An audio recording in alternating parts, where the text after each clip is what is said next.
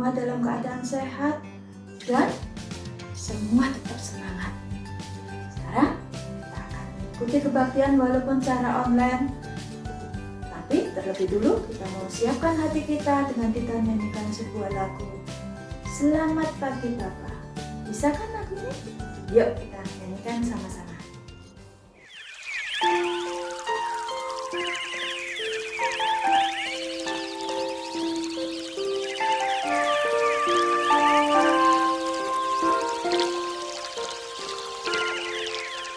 Selamat pagi Bapa, selamat pagi Yesus, selamat pagi Roh Kudus. Terima kasih atas anugerah-Mu, semalam telah berlalu. Ku memuji, ku bersyukur, memuliakan nama-Mu. Allah Bapa, Putra Roh Kudus, terima kasih.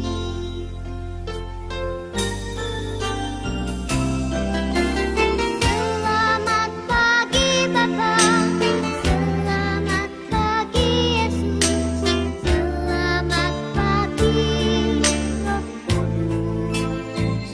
Terima kasih atas anugerah-Mu,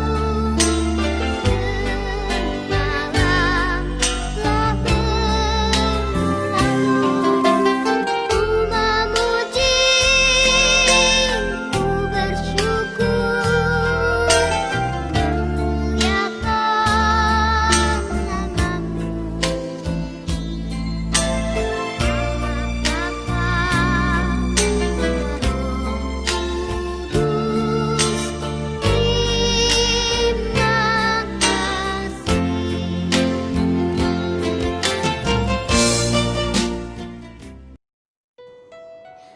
Sekarang kita siapkan hati kita untuk berdoa. Ambil sikap yang benar, kita mau berdoa. Bapa kami yang bertata dalam kerajaan surga, kami bersyukur Tuhan untuk kasih setia-Mu, untuk perlindungan-Mu, untuk segala hal yang kami rasakan hingga saat ini. Sekarang Tuhan, kami akan mulai kebaktian kami. Pimpin kebaktian ini Tuhan dari awal sampai akhir. Kami serahkan semuanya ini ke dalam tangan-Mu Tuhan. Dalam nama Tuhan Yesus kami sudah berdoa dan ucap syukur. Amin. Adik-adik, kakak yakin kalian semua pasti lagi senang. Karena seminggu kemarin kalian semua harus belajar mati-matian menghadapi ulangan. Begitu kita nyanyikan sebuah lagu, hati senang. Kalian bisa nyanyi dengan semangat untuk menerapkan emosi kalian. Yuk kita nyanyikan lagu ini.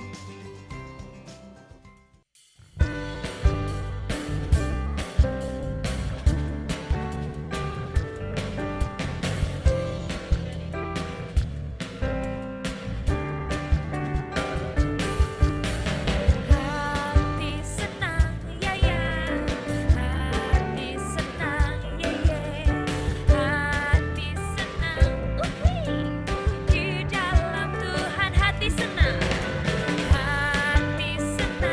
ya ya, hati senang ye ye, hati senang di dalam Tuhan.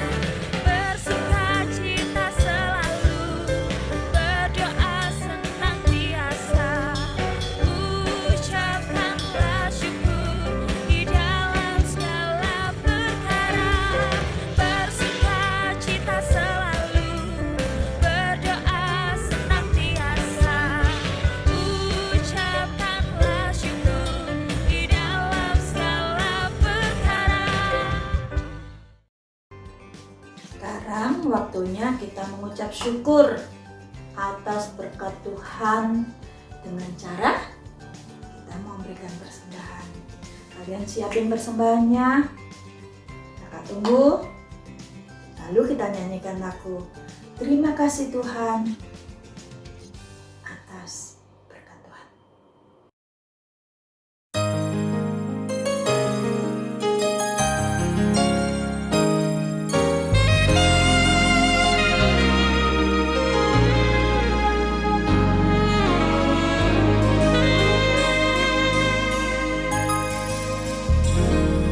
Terima kasih Tuhan untuk kasih setiamu yang ku alami dalam hidupku.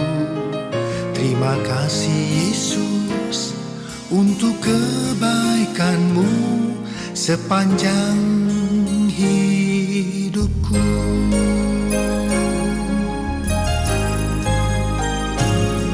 Terima kasih Tuhan untuk kasih setiamu yang ku alami dalam hidupku. Terima kasih Yesus untuk kebaikanmu sepanjang hidupku.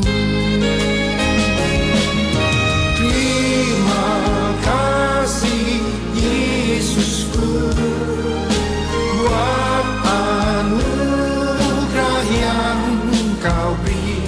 Sebab hari ini Tuhan adakan syukur bagimu. Terima kasih Yesusku buat anugerah yang Kau beri. Sebab hari ini Tuhan adakan syukur bagimu. Yuk, sekarang kita mau berdoa. Siapin sikap yang benar. Kita mau berdoa. Terima kasih Tuhan atas berkat dan kasih setiamu dalam hidup kami. Sekarang Tuhan, kami memberikan persembahan syukur kami Tuhan. Terimalah persembahan ini Tuhan, karena kami memberikannya dengan hati yang bersuka cita. Dalam nama Tuhan Yesus kami sudah berdoa dan mengucap syukur. Amin. Adik, kalian masih penasaran, ingin tahu kelanjutan dari cerita perjalanan Paulus? Hari ini Kak Vera akan melanjutkannya. Kalian bisa melihat dan mendengarkannya. Ayo, siapa yang rindu mendengarkan firman Tuhan supaya tertanam dalam hati kalian dan pikiran kalian? Kita nyanyikan satu lagu. Firman Tuhan ada di hatiku, ada di langkahku. Yo, kita nyanyikan sama-sama ya. Ayo semuanya bangkit berdiri dengan semangat kita memuji Tuhan. Firman Tuhan ada di hatiku.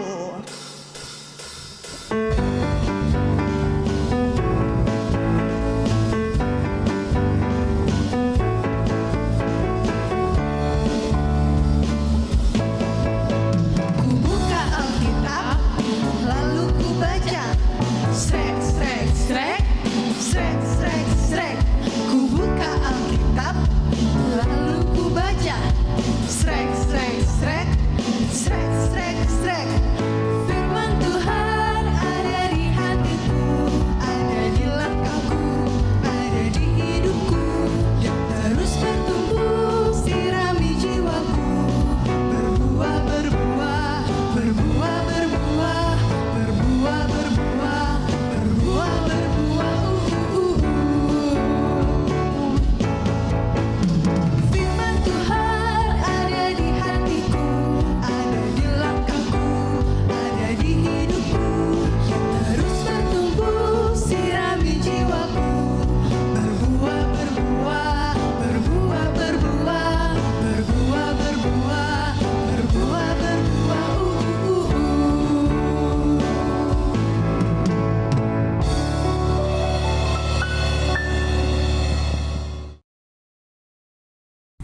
Hai kawan, ku punya teman hebat.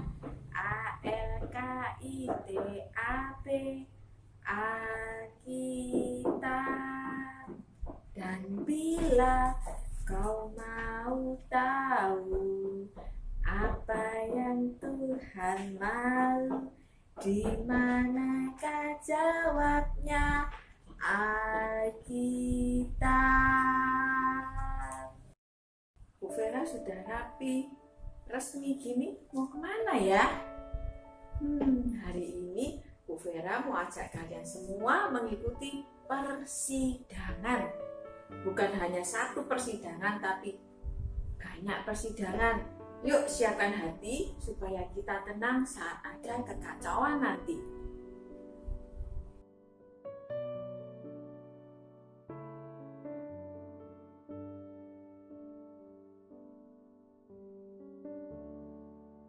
Sekarang Paulus berada di Yerusalem, tetapi dia ditahan dan berada dalam pengawalan prajurit Romawi.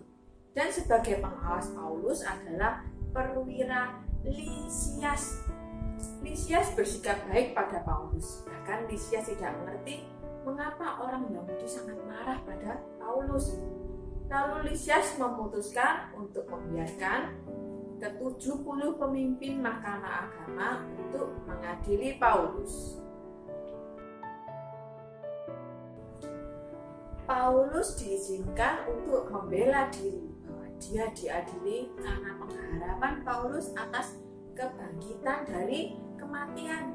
Nah, pada waktu mahkamah agama mendengar ini, mereka segera bertentangan satu sama lain.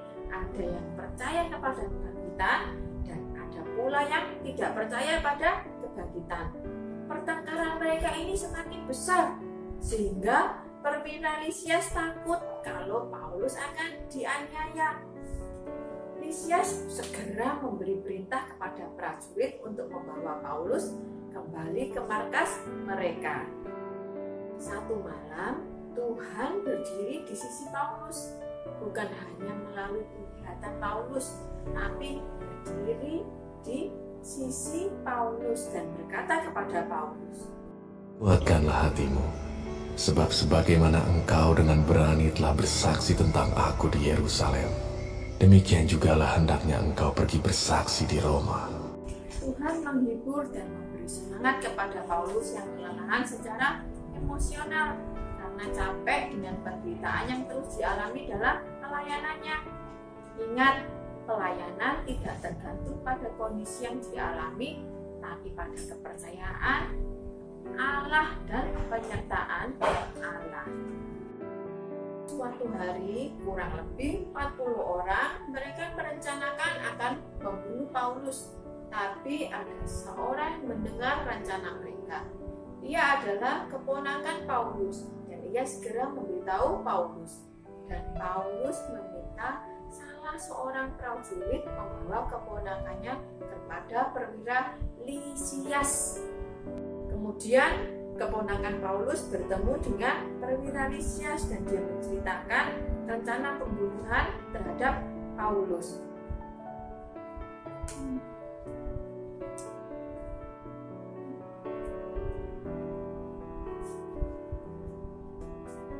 Sekarang Lisias mencari akal bagaimana menghindarkan Paulus dari rencana yang jahat itu. Kemudian Lisias mempunyai rencana dan dia memerintahkan 200 prajurit bersenjata lembing dan 70 pasukan berkuda untuk membawa Paulus ke Kaisarea pukul 9 malam dari Yerusalem. Lisias merasa Paulus lebih aman di Kaisarea daripada di Yerusalem. Kemudian Lisias mulai menulis surat kepada Gubernur Felix. Yuk kita baca bersama apa isi surat Lisias kepada Gubernur Felix.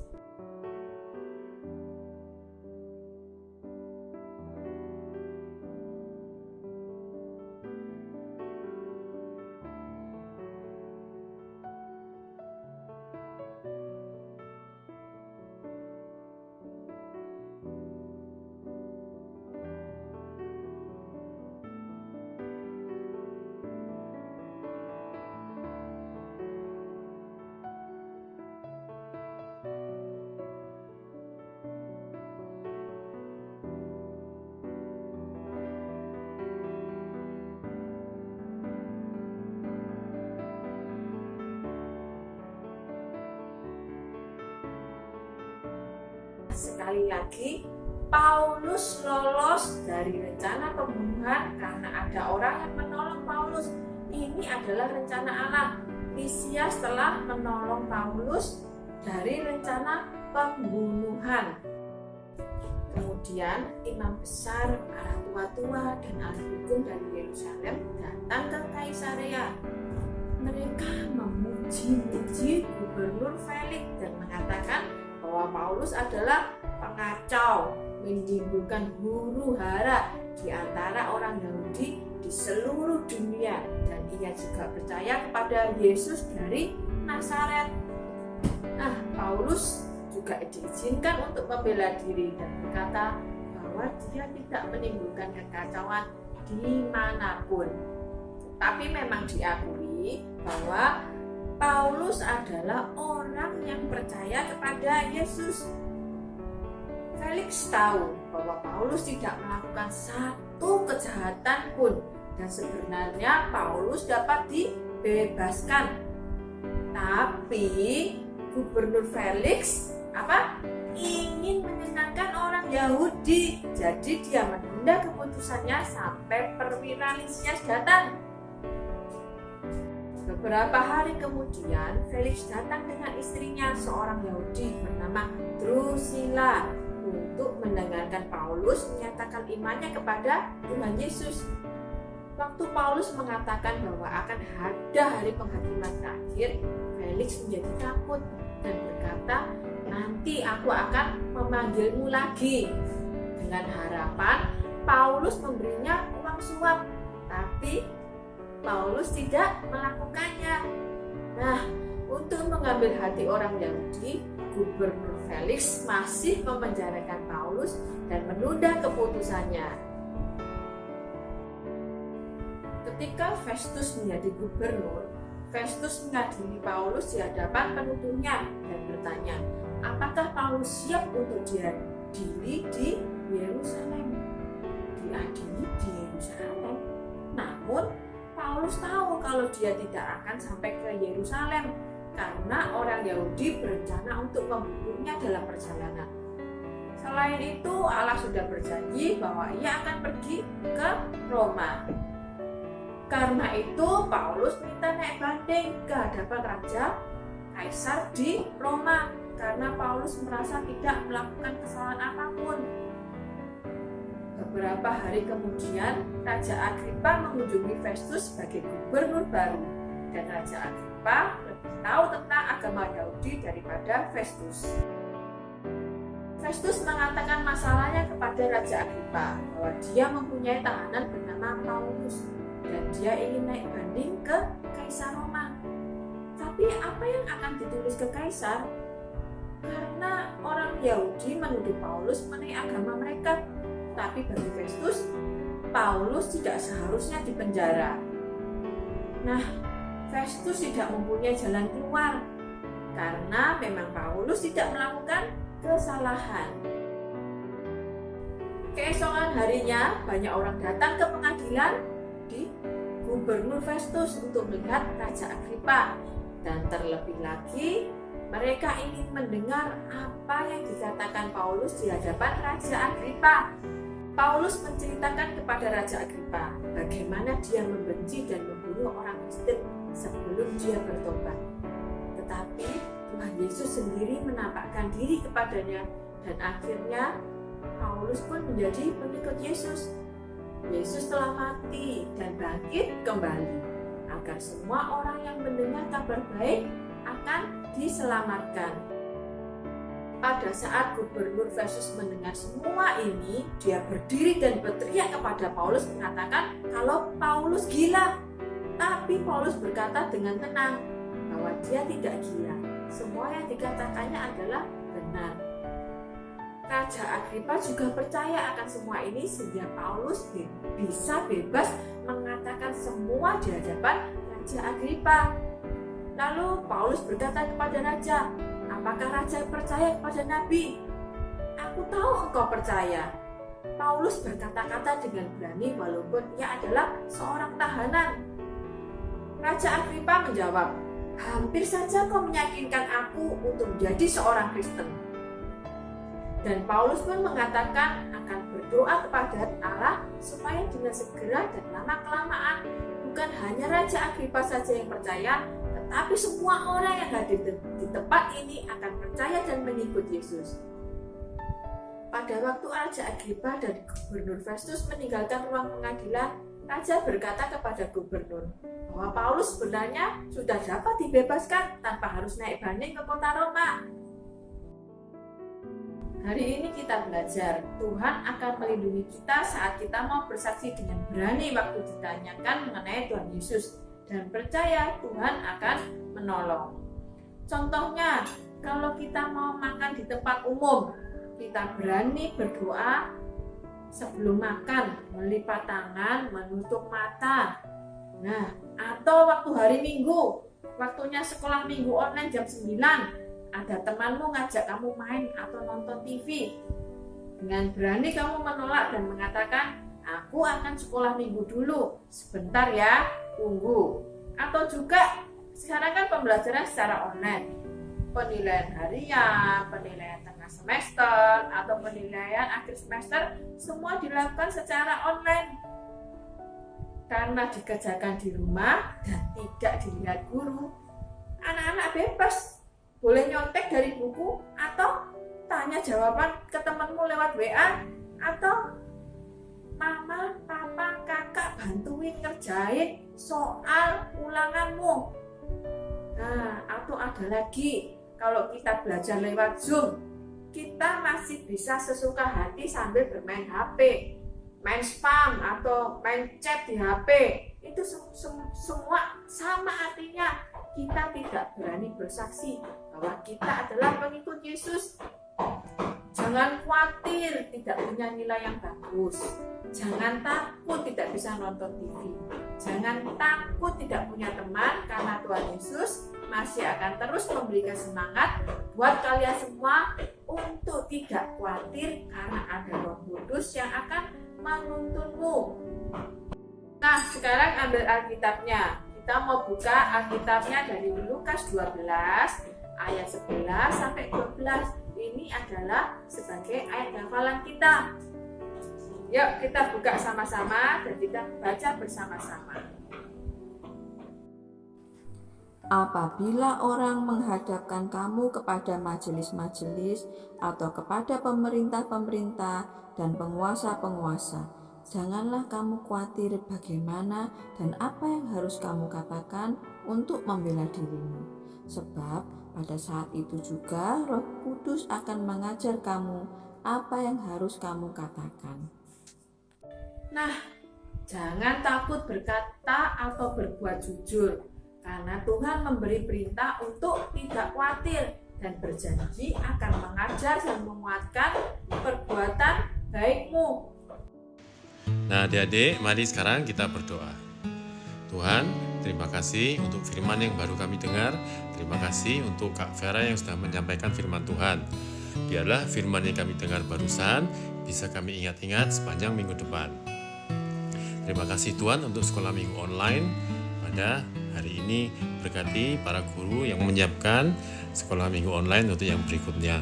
Dan pimpin kami Tuhan, kehidupan kami sepanjang minggu depan.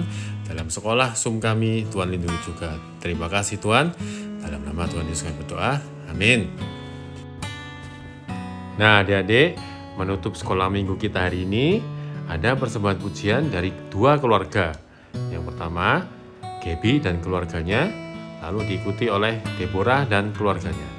Ayo kita ikut nyanyi sama-sama ya.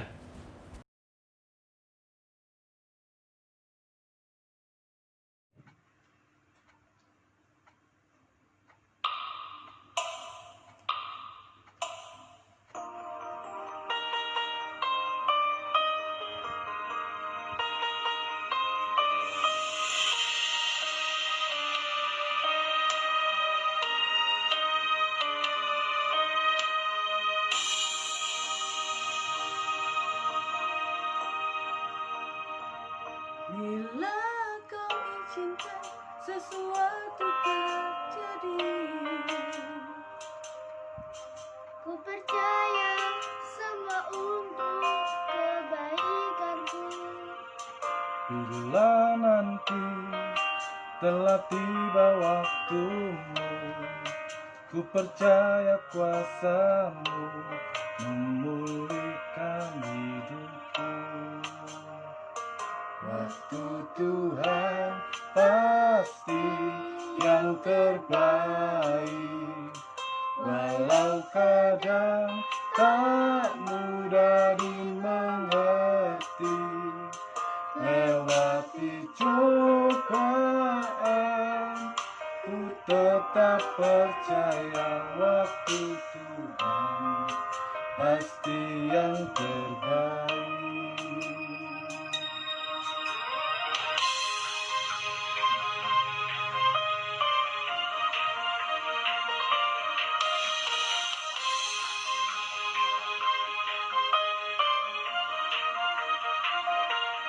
Bila kau izinkan sesuatu terjadi, ku percaya semua untuk kebaikanku. Bila nanti telah tiba waktumu, ku percaya kuasamu memulihkan hidupku. Waktu Tuhan pasti yang terbaik, walau kadang tak mudah dimengerti.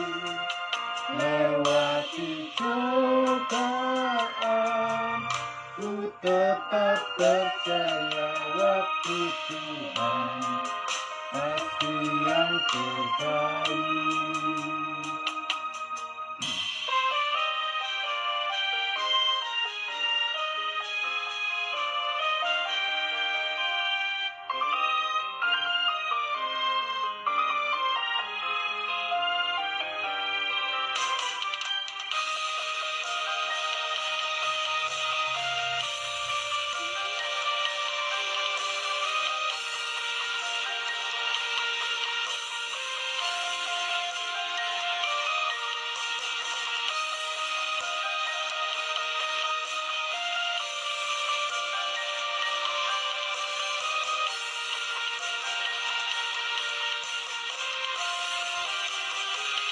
Waktu Tuhan pasti yang terbaik, walau kadang tak mudah dimengerti. Lewati cobaan, ku tetap percaya waktu Tuhan pasti yang terbaik.